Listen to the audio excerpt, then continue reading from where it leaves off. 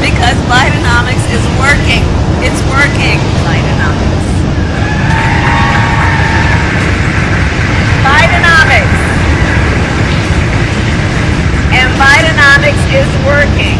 All of this is part of our blueprint together for what America can be.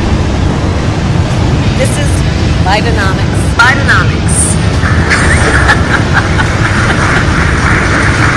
That is called Bidenomics, and we are very proud of Bidenomics.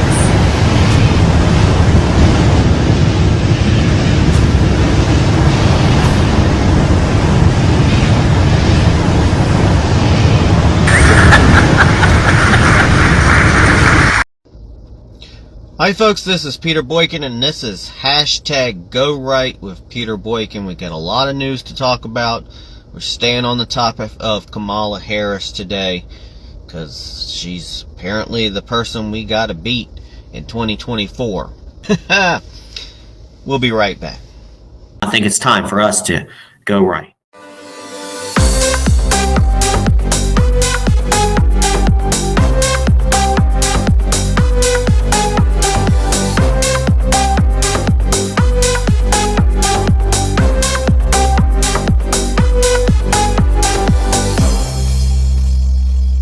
Suffer the consequences of our future president not liking my Indian food. Can I just tell you something? Yeah. I've never made dosas. And today we are cooking, but we have a very special guest.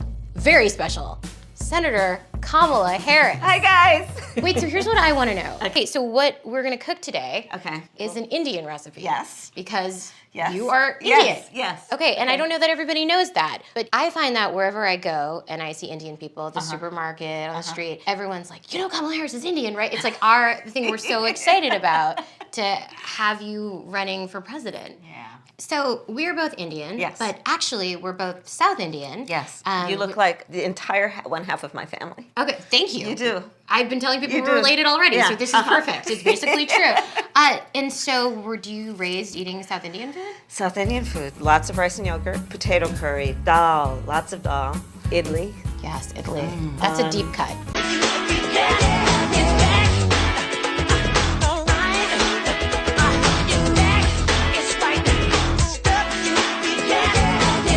I've known her a long time indirectly, not directly very much, and she was always of Indian heritage, and she was only promoting Indian heritage. I didn't know she was black until a number of years ago when she happened to turn black, and now she wants to be known as black. So I don't know, is she Indian or is she black? She is always but identified as a black woman. She went to a historically black college. I respect either one, but she obviously doesn't, because she was Indian all the way, and then all of a sudden she made a turn, and she became a black person. Just to be clear, sir, do you believe that she is... I think somebody should look into that, too, when you continue in a very hostile, nasty tone. It's a direct question, sir. Do you believe that Vice President Kamala Harris is a DEI hire, as some Republicans have said? I really don't know. I mean, I really don't know. Could be. There are some, and there are... The former president's comments yesterday to the National Association of Black Journalists, where he said that Vice President Harris is, quote, all of a sudden black. As a father of 3 biracial children, did those comments give you pause at all? They don't give me pause at all. Look, all he said is that Kamala Harris is a chameleon. She goes to Georgia 2 days ago. She was raised in Canada. She puts on a fake Southern accent. She is everything to everybody, and she pretends to be somebody different depending on which audience she's in front of. I think it's totally reasonable for the president to call that out, and that's all he did. I mean, look, she's running as a tough-on-crime prosecutor, even though she implemented open border policies. She's saying that she wants to support the police, yet she wanted to defund the police just 3 years ago. It's totally reasonable to call out the fact that she pretends to be somebody different depending on the audience she's talking to. Democratic Party has rallied behind Kamala Harris as the presidential nominee. In a surprising turn of events, Vice President Kamala Harris has quickly gained overwhelming support among Democrats, with a recent poll revealing that 8 in 10 Democrats are satisfied with her candidacy for president. Now remember, this is the same Kamala Harris that had hardly any faith when she was running for president to begin with. Now this data comes from a survey conducted by the Associated Press NORC Center for Public Affairs research following President Joe Biden's withdrawal from the race. Again, I don't like polls. I think that they change too much to be considered in reality fact, but this is what we can go for today at this little snapshot. The enthusiasm for Harris is particularly notable given the party's earlier lukewarm response to Biden. A separate poll conducted before Biden's withdrawal showed that only 4 in 10 Democrats felt somewhat or very satisfied with him as the likely nominee. The stark contrast highlights the rapid shift in sentiment within the Democratic Party, indicating a strong coalescence around Harris. Because at this point it was like anybody but Biden, please give us a viable candidate, somebody that we can get behind, and that's what they're doing. Now, this is all much of a surprise with the widespread satisfaction, considering that Democrats who complain about the, quote, Democrat process being stolen all the time were, quote, actually deprived of their right to vote for their own candidate. Because she didn't get voted in, really. They didn't do a primary that had her name on the ballot. This is just a torch passed down. Now, this is a large concern over the party's internal democratic processes.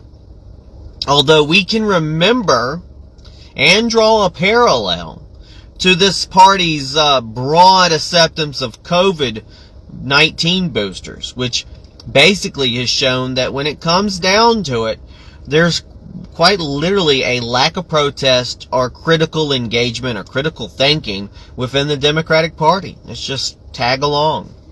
Of course, to be honest, this viewpoint reflects a broader criticism and skepticism, which is clearly opinion-based by me and many others. Now, critics of Harris argue that her nomination represents a continuation of the same issues seen in the past nearly 4 years under the current administration with Joe Biden. As the vice president, Harris has been a central figure in the administration and is criticized for its handling of the economy, crime, and border security. Remember, she's supposed to be the border czar. Detractors claim that, quote, Bidenomics and failed policies have harmed the nation, undermining what they view as the progress made under former President Donald Trump. They assert that Trump would have kept the country on a better path, whereas Biden and Harris have destroyed it all. Now, these critics are skeptical of any real change with Harris at the helm, emphasizing that she has been a staunch supporter of President Biden, even declaring him fit for the job until his recent exit from the race. Remember, we did it, Joe. There is speculation that significant financial pressure from large donors within the Democratic Party played a lot in Biden's departure, suggesting a calculated move rather than a genuine shift in leadership vision. This criticism highlights concerns about the authenticity of the party's leadership and its direction moving forward. Buyer beware, people. As the nation approaches the next election cycle, the support for Kamala Harris within the Democratic Party will be a key factor to watch, especially as it contrasts with the Republican perspective on leadership and governance. In our constitutional republic, all voices have the opportunity to be heard, and the coming months will test whether the Democrats can maintain their unity and convert it into an electoral success. And God, I hope not. In summary, while the Democratic Party seems to be rallying behind Kamala Harris, the broader implications for the general election remain to be seen. The party's ability to address internal criticisms and present a compelling vision to voters will be crucial in determining their success. This is #GoRight with Peter Boykin. We're going to continue on. The controversial floating barriers known as the Rio Grande border buoys in Eagle Pass can stay in the water for now. That decision from a federal appeals court that came last night. Ken Molestina explaining why Governor Abbott is now claiming this is a victory and why those who want it removed vow to keep on fighting. This is the floating barrier, made up of large orange spheres or buoys installed by Governor Greg Abbott and intended to deter illegal border crossings. It's about the length of 3 football fields, and it's been sitting in the Rio Grande and Eagle Pass for more than a year. Now, after lawsuits over its legality, the Fifth Circuit Court of Appeals says they can stay. Am I upset about the decision? Yeah, I am very upset because the reality is it's just a ploy. It's just a political stunt. Jesse Fuentes is with the Eagle Pass Border Coalition and owns a small river tour company in the area. He was the first to sue before the Biden administration jumped on board with the effort. What do you think is the next step for you all now legally, now that it's been decided that they could stay? I have a feeling that we will send this to the Supreme Court. Eventually, it's going to get to the Supreme Court. And I mean, there's precedent there, hundreds of years of precedent that protects that river. While Fuentes vows to keep pushing for yet another appeal, Governor Greg Abbott responded in a statement calling this a victory over the Biden administration and a win for his efforts to secure the border. He said, quote, "We fought to keep these barriers in the water, and with the Fifth Circuit's decision, that is exactly where they will remain. This fight is far from over." Fuentes says as long as the buoys stay there, the natural ecosystem will suffer. They've obstructed the flow of water. They've collected sediment and debris. They're forming an island. They're coming apart at the seams. Ken Molestina, CBS News, Texas. And we should note that the trial to ultimately decide the future of the border buoys, barring appeals, of course, regarding the Rio Grande, is scheduled to begin Tuesday of next week in Austin, and we'll be covering it for you. So Texas has secured a border victory over the Biden-Harris administration. Finally. In a significant ruling, the 5th U.S. Circuit Court of Appeals has allowed Texas to keep a floating barrier in the Rio Grande. This decision comes as a victory for the state against the Biden-Harris administration, which has sought to remove the barrier. The barrier, designed to deter illegal immigration from Mexico, stretches the length of 3 soccer fields and is anchored by concrete in Eagle Pass, Texas. This area has been a notable hotspot for border crossings.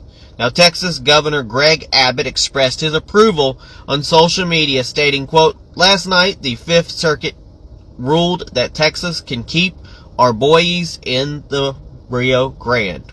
The Biden-Harris administration sued to remove them and obstruct our orders and efforts to secure our border. Instead, Texas won. Texas won. We will never back down in our fight to secure our border." Abbott's statement underscores Texas' commitment to bolstering border security, a priority for the state's administration under his leadership. Now, the Biden-Harris administration, argues that the barrier violates the Federal Rivers and Harbor Act, anything that can pull out of the hat, right, and poses risks to human rights and the environment. This concerns highlights a broader debate over the legality and the ethics of such measures. And this court decision is not the final resolution, but allows the barrier to remain while further legal proceedings continue. This case reflects ongoing tensions between state and federal approaches to border security. You know what would fix this? A big, beautiful wall. A wall that works, that's borders are closed, not wide open like they are technically down the street from border crossing Eagle Pass right now. Now, in related news, the New York State Supreme Court recently ruled against New York City Mayor Eric Adams' effort to stop Texas from busing illegal immigrants to the city, illustrating the national scope of the immigration issue. So, New York, you can have all the illegals coming into Texas. You deal with it. Now, under the Biden-Harris administration, over 10 million illegal immigrants have entered the United States. That's less than 4 years. 10 million more people. Critics argue that the administration's policies are insufficient to control the situation, while supporters emphasize the need for comprehensive immigration reform. This situation remains a contentious issue within American politics, with states like Texas taking independent action to address border security concerns. Source of this is National Pulse, and this is also on GoRightNews.com. I'm going to tell you, we got to keep our border secure. We got to keep our border secure. It's not about not wanting people to come in and not people wanting to immigrate. Even though it was up to me, I'd put a 20-year moratorium on immigration, case-by-case basis, secure our nation completely, because that's the job of our nation, is secure our borders. But, you know, they fail at it. Meanwhile, people suffer. People can't get the medical needs that they desire because of all these extra unwanted people. And correct me if I'm wrong, to reiterate, you support the Medicare for All bill, I think initially co-sponsored by Senator Bernie Sanders. You're also a co-sponsor on it. I believe it will totally eliminate private insurance. So for people out there who like their insurance, they don't get to keep it? Well, listen, the idea is that let's eliminate all of that. Let's move on. And moving on to Kamala Harris again. Kamala Harris's health care stance raises concerns among private insurance holders because Kamala Harris wants to eliminate private health care insurance. Now, as the United States approaches another crucial election period, it's essential to scrutinize the policy positions of candidates vying for leadership roles in our constitutional republic, such as Kamala Harris, a prominent figure in the Democratic Party who has sparked significant debate over her stance on health care, a critical issue for many American voters. During the 2020 presidential campaign, Harris made waves by expressing support for a Medicare for All bill introduced by Senator, give me a moment, I'm Bernie Sanders. This proposal has drawn criticism from those who favor maintaining private health insurance options. In a CNN town hall with Jake Tapper, Harris confirmed her alignment with Sanders' vision. When Tapper questioned her about the potential elimination of private insurance under this plan, Harris responded, quote, well, listen, the idea that everyone gets access to Medicare, let's eliminate all that. Let's move on. So everybody doesn't get access to medical care because under Harris? Let's just move on. Oh, you gotta be kidding me. This response has been interpreted as the dismissal of approximately 200 million Americans who currently rely on private health care insurance. According to a recent survey, 68% of voters oppose the idea of ending private health care, highlighting a significant divide between Harris's proposals and public opinion. As Harris gears up for another potential run on her health care policy, it remains elusive. To date, she has not provided specific details on her plans or engaged in public forums to discuss her proposals because she's running on airhead. That's what she's running on. Auto control. The absence of detailed policy outlines leaves many questions unanswered, particularly for those concerned about the future of private insurance. It's important to note that the interpretation of Harris's remarks and her implications for private insurance is a matter of ongoing debate. Critics argue that her position could lead to increased government control over health care. We don't need that. While supporters claim it aims to ensure universal access to medical services, there's nothing bad with that because I personally think healthcare is a right. That's one thing that we should be doing. I don't believe in for-profit insurance.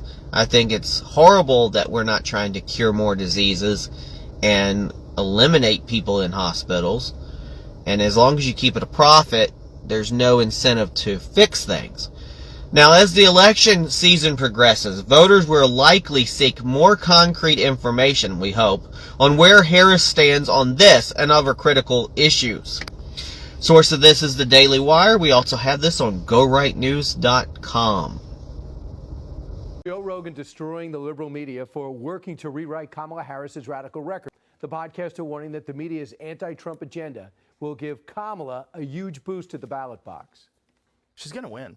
I feel like we are in this very bizarre time where people are giving in to the in a way that I never suspected people would before. And this is one, they just want no Trump no matter what, and they're willing to gaslight themselves. She's the least popular vice president of all time, and then in a moment in time, all of a sudden she's our solution. She's our hero. Try Googling a negative story on her. You won't find one. I would have thought that Trump getting shot would, like, that's it, election's over. But it's like they memory hold that so quick. So Joe Rogan criticized the media's portrayal of Kamala Harris as the pseudo-cultural icon. Kamala Harris is not an icon. She's a disaster. Joe Rogan cuts in the heart of the Kamala Harris rebrand, and that's what it is. It's a rebrand. In a recent episode of his podcast, The Joe Rogan Experience, Joe Rogan discussed the media's shift in portrayal of Vice President Kamala Harris's. You know, the transformation has been characterized as a strategic rebranding, repositioning of Harris as a cultural icon despite previous widespread criticism. Rogan, speaking with guest star Michael Malice, expressed skepticism about the sudden change in media narrative. He stated, "Everybody forever was like, Kamala Harris is the worst vice president. She's the least popular vice president of all time. And then in a moment of time, all of a sudden, she's our solution." Rogan continued, "She's our hero. Everybody's with her. All of these social media posts about her, try Googling a negative story about her, and you won't find one. Ta-da!" Yeah. Rogan's commentary suggests that this rebranding is part of a broader manipulation of public perception by the media. Just like half her family's Indian, half her family's Jamaican. All of a sudden she went from being Indian to now she's black, and they're making it like she's an African American black, and she graduated from a nationally black college, and they're using that DEI tactics to try to brainwash the black population to, she's one of you, vote for her, she'll do well with you, come on, give it a chance. No. It's manipulation by the media, which he implies undermines genuine democratic processes. Quote, "It's not a real democracy. It's controlled parties." He concluded, pointing to what he sees as a lack of authentic public discourse. Now, the remarks from Rogan underscore a viewpoint common among many moderate and conservative Republicans who are critical of perceived media bias and the manipulation of political narratives.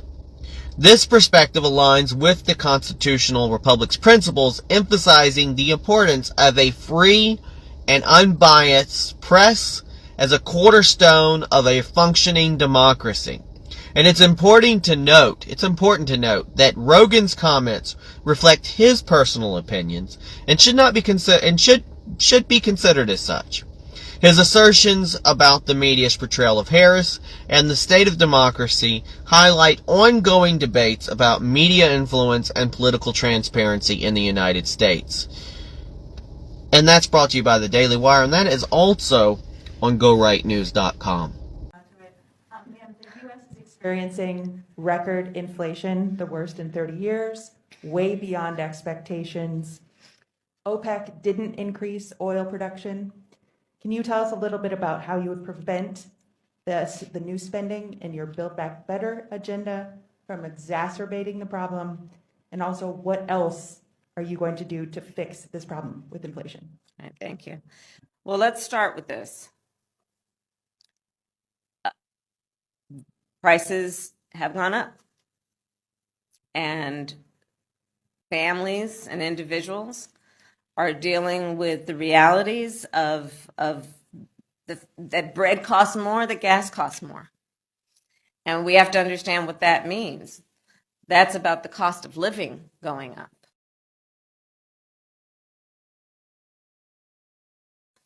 That's about having to stress and stretch limited resources.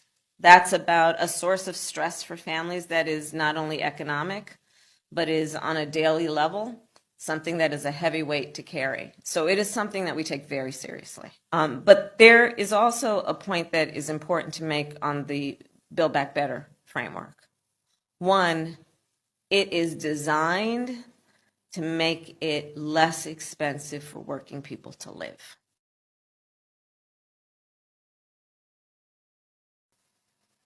It was specifically designed to bring down the costs of childcare and increase accessibility and availability.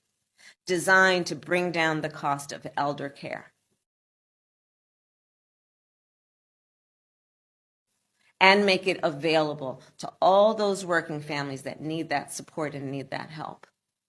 And Build Back Better is not going to cost anything. We're paying for it. Now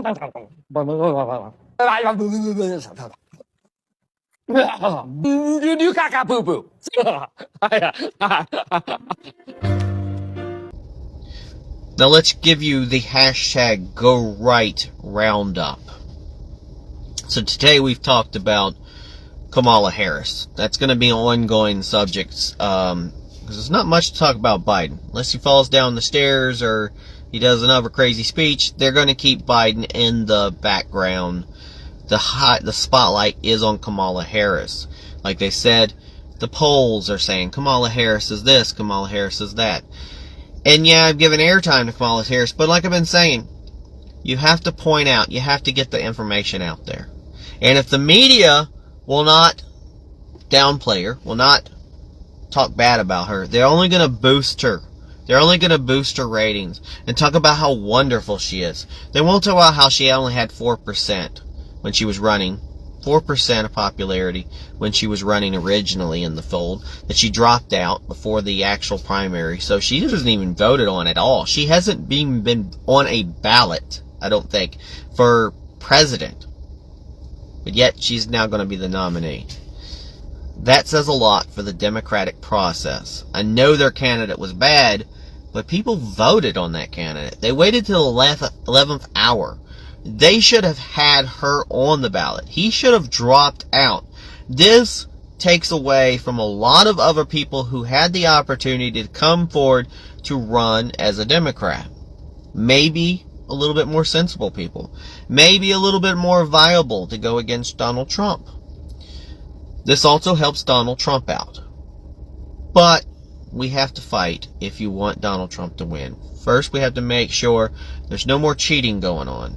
Two, we have to make sure that none of these 10 million or so illegal aliens who's gotten here in the last 10 years, or no, 4 years, less than 4 years, my bad, 10 million are not voting. That you have to be an American citizen and prove that you're voting. And we have to work on those measures locally and statewide and federal-wide. We have to make sure that only the right people are getting absentee ballots.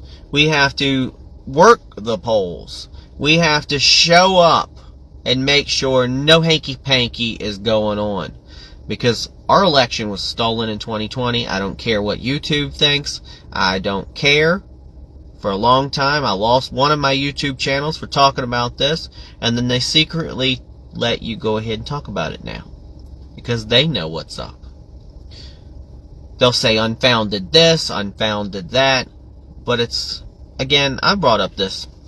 It's unfounded if you let the person who's supposed to honestly look over the information, to gatekeep the information, to secure the information, if that person is also the person doing the cheating, and they erase their tracks, then there's nothing to see here. I made this allusion. If the murderer, if somebody murdered somebody, but they were also the investigation, they were the investigator of the murder, not only would they know how to remove the evidence, they would also be the one investigating the murder. And they would say nothing to see here. And they would give that to the media. And they would give that to the judges and the lawyers. And they would get rid, and they would get away with murder. And that is how they got away with murdering our last election. By cheating. And I know a lot of crackpops and other things like that, and you had the whole QAnon movement and all that, and you had a lot of extra false information from both sides that really screwed up the information. And then you had the complications, January 6th and everything. But we all know what happened, folks.